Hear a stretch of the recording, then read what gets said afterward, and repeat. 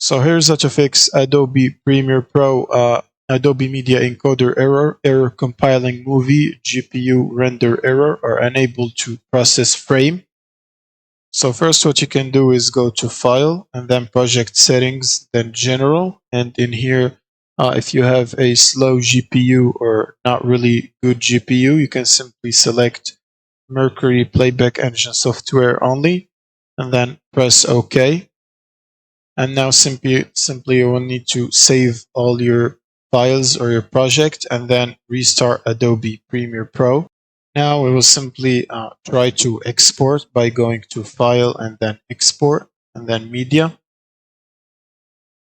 And in the export window in here, make sure you're using a consistent file name. So for example, don't use weird file names with weird characters or letters.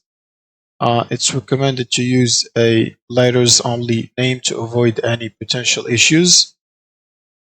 And under the video section in here, scroll down and make sure the performance is set to software only. Software encoding. If you have a low or weak GPU, you can set it to software encoding. Otherwise, you can leave it at hardware encoding. And then you can just press export, and that should fix the problem and work as intended. Thank you guys for watching, and subscribe.